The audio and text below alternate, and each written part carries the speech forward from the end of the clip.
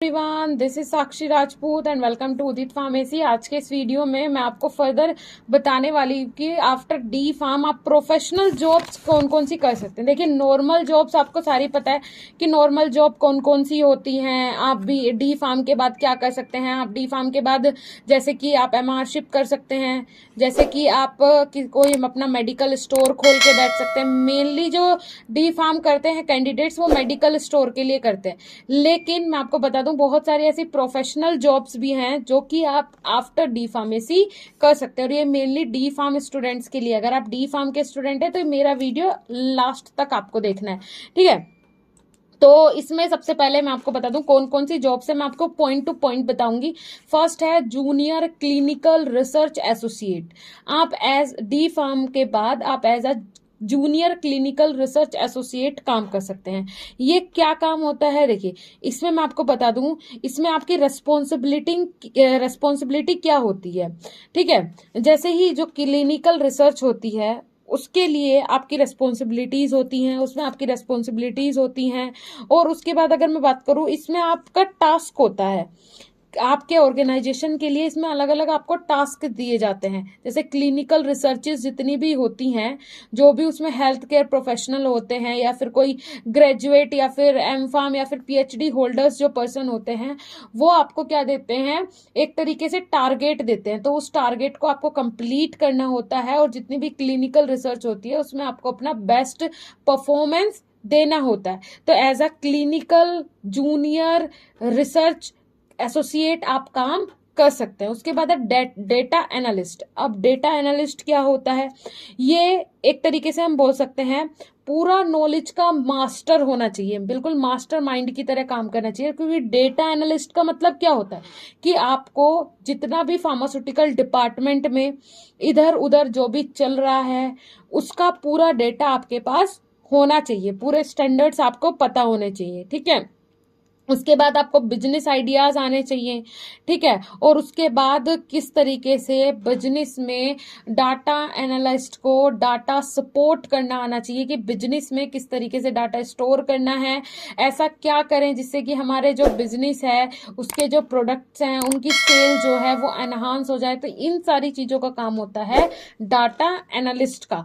तो इसमें आप अपना ब्राइट फ्यूचर बना सकते हैं, क्योंकि बहुत सारे स्टूडेंट ऐसे होते हैं जिनका दिमाग इन चीजों में चलता है कि कैसे हम डाटा को स्टोर करके रखें। साथ ही साथ किस तरीके से हमारे फील्ड में, अगर आपको इंटरेस्ट है लैपटॉप से रिलेटेड, आपको इंटरेस्ट है कंप्यूटर से रिलेटेड, तो आपको पता होना चाहिए। मैं इंटरेस्ट की बात बता रही हूँ, आपको पता है कि मुझे कंप्यूटर चलाना बहुत पसंद है, तो आपको पता होना चाहिए कि मार्केट में कितने कंप्यूटर है, मार्केट में कौन सा कंप्यूटर कब आ रहा है। तब हम मानेंगे कि आपका इंटरेस्ट कंप्यूटर चलाने में है, आप कंप्यूटर से प्यार करते हैं। तो इस तरीके से आपको उसकी पूरी जानकारी होना जरूरी है। तो डाटा एनालिस्ट का काम होप सो आपको समझ में आ गया। एज अ फार्मासिस्ट आप काम कर सकते हैं। फार्मासिस्ट तो आप डी फार्मेसी के बाद बन ही जाएंगे, और अगर आप अपना खुद का मेडिकल स्टोर भी चलाते हैं तो वो भी एज अ फार्मासिस्ट ही आप काम करेंगे। बट अगर आप गवर्नमेंट सेक्टर में फार्मासिस्ट बन जाते हैं, डिफेंस में फार्मासिस्ट बन जाते हैं, तो आपके लिए वो बहुत ही रेपुटेटेड होगा। उसके बाद आप किसी भी अच्छे से डिपार्टमेंट में, इंस्टीट्यूट में आप एज अ फार्मासिस्ट काम करते हैं, तो वो आपके लिए बहुत ही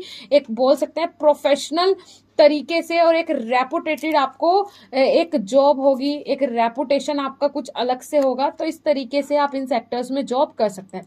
उसके बाद नेक्स्ट अगर मैं बात करूं तो यहाँ पे नेक्स्ट है आपका किस तरीके से आप काम कर सकते हैं। एज अ क्लिनिकल फार्मासिस्ट आप काम कर सकते हैं। अब मैं आपको बता देती हूँ क्लिनिकल फार्मासिस्ट होते कौन है। ये कौन से क्लिनिकल फार्मासिस्ट की मैं बात कर रही हूँ आफ्टर डी फार्म। और जो क्लिनिकल फार्मासिस्ट, जो आपने सब्जेक्ट पढ़ा होगा एक हॉस्पिटल एंड क्लिनिकल फार्मासिस्ट, उसमें जो क्लिनिकल फार्मासिस्ट होता है वो क्या होता है, वो जो पेशेंट है उसे ड्रग भी प्रिस्क्राइब कर सकता है। जी हाँ, ड्रग प्रिस्क्राइब कर सकता है, बट किसके इंस्ट्रक्शन के अकॉर्डिंग, जो आपका जो वहां पे फिजिशियन है उनके इंस्ट्रक्शन के अकॉर्डिंग ही वो जो आपका पेशेंट है उसे ड्रग प्रिस्क्राइब कर सकता है। और ये जो क्लिनिकल फार्मासिस्ट होते हैं ये कौन बंदे होते हैं, फार्म डी, जिन्होंने फार्म डी किया हुआ हो उनके लिए अब गवर्नमेंट जॉब्स भी निकल रही है हॉस्पिटल में, कि एक फार्म डी का बंदा होना चाहिए डॉक्टर के साथ, जो कि डॉक्टर को गाइड कर सके। अगर कोई भी डॉक्टर फिजिशियन जो है उन्हें भी गाइड कर सके, और साथ ही साथ अगर उन्हें कोई प्रॉब्लम हो रही है, जो फार्म डी का बंदा जो कि फार्मासिस्ट है, अगर उसे कोई प्रॉब्लम हो रही है तो फिजिशियन से पूछ के वो तभी किसे प्रिस्क्राइब करे ड्रग, पेशेंट को प्रिस्क्राइब करे। ठीक है, तो ये अथॉरिटी दी गई है क्लिनिकल फार्मासिस्ट को। बट यहाँ पे जो डी फार्म के बाद ये क्लिनिकल फार्मासिस्ट की बात हो रही है, ये हो रही है जो क्लिनिक्स होते हैं वहां पे उनका ड्रग स्टोर होता है, बड़े बड़े क्लिनिक्स होते हैं वहां पे ड्रग स्टोर होते हैं, तो वहां पे भी आप एज अ क्लिनिकल फार्मासिस्ट काम कर सकते हैं, जहां पे आप अच्छा खासा इनकम जनरेट कर सकते हैं। उसके बाद है हॉस्पिटल फार्मेसी डायरेक्टर। अब हॉस्पिटल फार्मेसी डायरेक्टर क्या होता है? ये डायरेक्टर का मतलब क्या है? डायरेक्टर का मतलब आपको समझ में आएगा, किसी भी फील्ड में अगर कोई डायरेक्टर है उसका मतलब है कि वो वहां पे सारी चीजों को डायरेक्ट करने के लिए है। जैसे कि जितनी भी चीजें एस्टेब्लिश होती हैं फार्मेसी में, हॉस्पिटल के अंदर कोई अगर हॉस्पिटल फार्मेसी डायरेक्टर है तो उसका मतलब क्या है? फार्मेसी में कितनी दवाइयां आ रही हैं, कितनी नहीं आ रही है, कितने पेशेंट है, कितनी दवाइयां आनी चाहिए, किसे अपॉइंट किया जा रहा है, कौन वहां पे काम करेगा, सारी चीजें डायरेक्ट करने का काम होता है जो हॉस्पिटल फार्मेसी डायरेक्टर होता है उसका। ठीक है, जितने भी प्लान्स बनाए जाते हैं, ओवरऑल जितनी भी पॉलिसी बनती हैं, या फिर ऐसा बोल सकते हैं हेल्थ केयर प्लान्स होते हैं हेल्थ केयर के लिए, या फिर हेल्थ अवेयर के लिए जो पॉलिसी बनती है उनके लिए भी सब डायरेक्ट करता है जो हॉस्पिटल फार्मेसी डायरेक्टर होता है। अब आप बोलेंगे इसके लिए डी फार्म के कैंडिडेट को क्यों अपॉइंट किया जाएगा? इसके लिए तो बी फार्म भी जा सकता है, एम फार्म भी जा, तो कोई भी सकता है, लेकिन आप नहीं जा सकते ये तो किसी ने नहीं बोला, इसमें एलिजिबिलिटी तो किसी ने नहीं बोली। आप भी जा सकते हैं, ट्राई कर सकते हैं, और अगर आप इसमें बेस्ट हैं तो आप अपना बेस्ट भी दे सकते हैं। उसके बाद हॉस्पिटल स्टाफ फार्मासिस्ट। हॉस्पिटल में जो फार्मेसी होती है वहां पे स्टाफ फार्मासिस्ट के बेसिस पे भी आप काम कर सकते हैं। उसके बाद है असिस्टेंट प्रोफेसर। असिस्टेंट प्रोफेसर का मतलब क्या है? आप असिस्टेंट प्रोफेसर किस तरीके से बनेंगे? आप असिस्टेंट प्रोफेसर जब बनेंगे जब आप डी फार्म के बाद बी फार्म करेंगे, फिर एम फार्म करेंगे, मतलब हायर स्टडीज करेंगे, उसके बाद आप असिस्टेंट प्रोफेसर बन सकते हैं। इससे आपकी नॉलेज भी एनहांस होगी और साथ ही साथ आपको काफी अच्छे फ्यूचर स्कोप भी देखने को मिल जाएंगे। उसके बाद अगर मैं बात करूं sales and marketing executive. Sales and marketing executive का मतलब आपको पता ही है, सेल्स मतलब एमआर जो करते हैं, मार्केटिंग रिप्रेजेंटेटिव जो होते हैं, जो कि सेल्स लाते हैं कंपनीज के लिए, इंडस्ट्रीज के लिए। वो क्या करते हैं? अलग अलग हेल्थ केयर प्रोफेशनल के पास जाते हैं, अलग अलग डॉक्टर्स के पास जाते हैं और जाके उन्हें अपनी ड्रग्स बताते हैं कि हमारी दवाई में ये फायदा है और आप ये अपने पेशेंट को प्रिस्क्राइब कीजिए। ठीक है, उसके बाद है मार्केटिंग एग्जीक्यूटिव। अब मार्केटिंग एग्जीक्यूटिव क्या होते हैं? ये देखिए ऐसे पर्सन होते हैं जो कि क्या लेके आए? मार्केट रेट लेके आए। किसके लिए? इंडस्ट्रीज के लिए। मतलब मार्केट में कोई भी ड्रग इंडस्ट्री ने बनाई, डेवलप किया, अब उसे मार्केटिंग कैसे करनी है, मेन चीज यही होती है। मार्केटिंग उस ड्रग की किस तरीके से करनी है जिससे कि वो मार्केट में पॉपुलर हो और वो ड्रग हमारी ज्यादा से ज्यादा सेल हो, या फिर कोई भी प्रोडक्ट हमारा ज्यादा से ज्यादा सेल हो। उसके बाद है फूड एंड ड्रग एडमिनिस्ट्रेशन। अब फूड एंड ड्रग एडमिनिस्ट्रेशन क्या होता है? देखिए, फूड एंड ड्रग एडमिनिस्ट्रेशन में आप कौन कौन सा काम कर सकते हैं मैं आपको वो बता देती हूँ। इसमें आप डिस्पेंसिंग का काम कर सकते हैं, जो एफडीए होता है वहां पे आप डिस्पेंसिंग का काम कर सकते हैं एज अ फार्मासिस्ट। आप फॉर्मुलेशन का काम कर सकते हैं, प्रिपरेशन का काम कर सकते हैं, और लास्ट में अगर मैं बात करूँ रिसर्च कर सकते हैं, इन्वेस्टिगेशन कर सकते हैं। इसमें आप एज अ फार्मासिस्ट और एज अ साइंटिस्ट काम कर सकते हैं। लेकिन पहले आप फार्मासिस्ट काम करेंगे जिसमें आपको डिस्पेंसिंग, फॉर्मुलेशन, प्रिपरेशन का मौका मिलेगा। उसके बाद जैसे ही आपको एक्सपीरियंस हो जाएगा तो एज अ साइंटिस्ट अगर आपका इंटरेस्ट है रिसर्च करने में तो आप रिसर्च भी कर सकते हैं या फिर कोई नया इन्वेस्टिगेशन भी कर सकते हैं। उसके बाद रिटेल फार्मासिस्ट। जो रिटेल फार्मासिस्ट होते हैं, रिटेल मेडिकल स्टोर्स होते हैं, जो कि जनरली आप देखते हैं मीन्स कहीं भी मार्केट में रोड पे जो स्टोर्स होते हैं वो रिटेल मेडिकल स्टोर्स होते हैं। रिटेल फार्मासिस्ट भी आप काम कर सकते हैं, एज अ रिटेल फार्मासिस्ट आप काम कर सकते हैं। उसके बाद है रिटेल स्टाफ फार्मासिस्ट। जैसे कि ये फार्मासिस्ट हैं, इनका ये रिटेल मेडिकल स्टोर है, काफी अच्छा खासा बड़ा स्टोर है, तो यहाँ पे ये अकेले तो काम नहीं कर पाएंगे, इन्हें एक और फार्मासिस्ट रखना पड़ेगा। तो आप रिटेल स्टाफ फार्मासिस्ट के तरीके से भी काम कर सकते हैं। ठीक है, एक भी रखना पड़ सकता है, 2 भी, 4 भी, 10 भी, तो आप as a retail staff pharmacist भी काम कर सकते हैं। उसके बाद अगर मैं बात करूं नेक्स्ट है फार्माकोलॉजिस्ट। फार्माकोलॉजिस्ट, अब ये फार्माकोलॉजिस्ट क्या होता है वो मैं आपको बता देती हूँ। देखिए, फार्माकोलॉजिस्ट का काम होता है इन्वेस्टिगेट करना, ठीक है, ड्रग को एनालाइज करना, उसके बाद केमिकल और अदर सब्सटेंस को डिस्कवर करना, नए नए केमिकल्स को डिस्कवर करना फार्माकोलॉजिस्ट का काम होता है। ये जो फार्माकोलॉजिस्ट होता है, कई बार लोग बाग पूछते हैं कि क्या ये डॉक्टर के इक्वल होता है। डॉक्टर के इक्वल भी नहीं बोल सकते, लेकिन उससे कम भी नहीं होता, क्योंकि फार्माकोलॉजिस्ट जो है वो बहुत सारे ऐसे काम करता है, बहुत सारी ऐसी इन्वेंशन करता है तो जो शायद ही किसी डॉक्टर को पता हो। ठीक है, how they affect biological system. देखिए क्या करता है जो फार्माकोलॉजिस्ट होता है, नई नई ड्रग का इन्वेंशन करता है। मान लिए इसने इस ड्रग का इन्वेंशन किया, करने के बाद ये इसका आइसोलेशन भी करेगा, इसका प्रोडक्शन भी करेगा, करने के बाद ये भी चेक करेगा कि बायोलॉजिकल सिस्टम, कोई ह्यूमन बीइंग है तो इस पे वो ड्रग कितना इफेक्ट कर रही है, कैसा इफेक्ट कर रही है और इसकी सेफ्टी क्या है। तो ये सारी चीजें भी चेक करता है कौन, फार्माकोलॉजिस्ट। उसके बाद है clinical research associate. So clinical research associate का काम क्या होता है, डॉक्यूमेंटेशन का काम होता है। ठीक है, ये फार्मास्यूटिकल इंडस्ट्रीज में भी होता है, गवर्नमेंट सेक्टर में भी होता है, प्राइवेट सेक्टर में भी होता है। तो डॉक्यूमेंटेशन का काम होता है किसका, क्लिनिकल रिसर्च एसोसिएट का।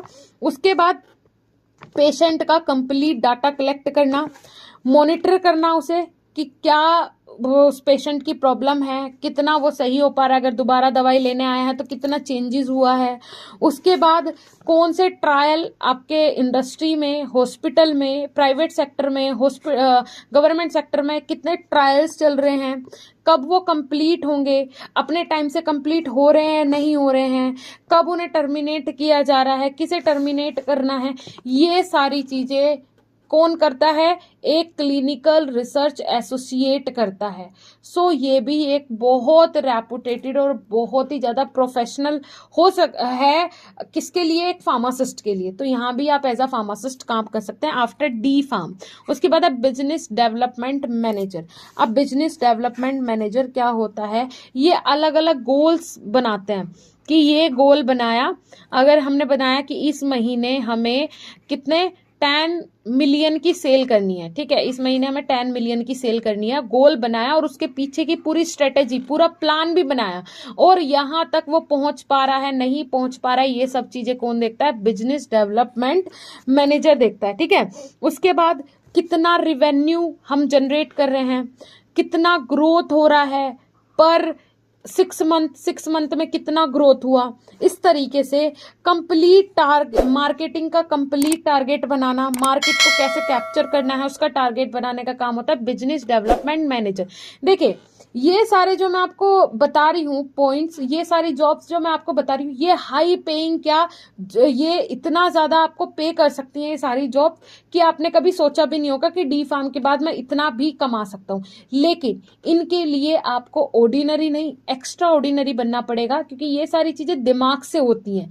ये सारी चीजें ऐसा एक नॉर्मल पर्सन नहीं कर सकता कि जिसने सोचा ही ये हो कि मुझे डी फार्म करना है, इंडस्ट्री में जाना है, जॉब करना है, या फिर खुद का मेडिकल स्टोर खोल के बैठ जाना है, तो आप नहीं कर सकते। उसके बाद है रिसर्च साइंटिस्ट। रिसर्च साइंटिस्ट बनने के लिए आपको हायर स्टडी भी करनी पड़ेगी और बहुत ज्यादा एक्सपीरियंस भी आपको लेना पड़ेगा, उसके बाद ही आप साइंटिस्ट बन सकते हैं, अलग अलग रिसर्चेस कर सकते हैं। वो करते रहना है, वो आप आज भी कर सकते हैं। लेकिन अगर मैं बात करूं एक रिसर्च साइंटिस्ट की, जो कि आपको जब एक रेपुटेशन मिल जाएगी कि एज अ साइंटिस्ट, तब आप उसके लिए पूरी तरीके से क्या होंगे, एलिजिबल होंगे। जब आप पूरी क्या कर लेंगे, अपना एक्सपीरियंस ले लेंगे, आपको चीजों का ज्ञान हो जाएगा, सब चीजें पता चल जाएंगी, उसके बाद ही। ठीक है, तो इतने सारे सेक्टर्स हैं फार्मा में जॉब के। काफी सारे वीडियोस में इसके बना चुकी हूं कि आपको इतने सारे सेक्टर्स मिल जाएंगे फार्मास्यूटिकल जॉब से रिलेटेड, तो आप इनके लिए अप्लाई कर सकते हैं। साथ ही साथ आपको अपना ड्रीम बनाना पड़ेगा, और ड्रीम वो आपको आज बनाना पड़ेगा कि मुझे कल ये करना है। ऐसे नहीं होता कि आज आपने सोचा और कल हो जाएगा। मैंने आपको बता दिया, जैसे फार्माकोलॉजिस्ट है, अब आप पूछेंगे मैम फार्माकोलॉजिस्ट बन कैसे सकते हैं, होता क्या है, बन भी सकते हैं, लेकिन बन कैसे सकते हैं, उसके लिए अगर आप वीडियो चाहते हैं या किसी भी जो भी जिसमें भी आप इंटरेस्टेड हो, मेरे बताए हुए जॉब में से जिसमें भी, जिस सेक्टर में भी आप इंटरेस्टेड हो, आप मुझे बताइएगा कमेंट सेक्शन में, तो मैं उसके लिए फर्दर वीडियो जरूर बनाऊंगी। Okay, so hope so video अच्छा लगा हो तो लाइक कीजिएगा, ज्यादा से ज्यादा शेयर कीजिएगा, चैनल पे नए हो तो सब्सक्राइब कीजिएगा। मिलेंगे नेक्स्ट इंफॉर्मेटिव वीडियो के साथ। साथ ही साथ बता दूं आपको, एप्लीकेशन जाके जरूर विजिट कीजिए हमारा, जहां पे हम आपको complete D pharma first year और सेकंड ईयर की प्रिपरेशन करवाते हैं, जिसमें कि लाइव क्लासेस भी होते हैं, उसके बाद आपके वीडियो लेक्चर्स भी होते हैं।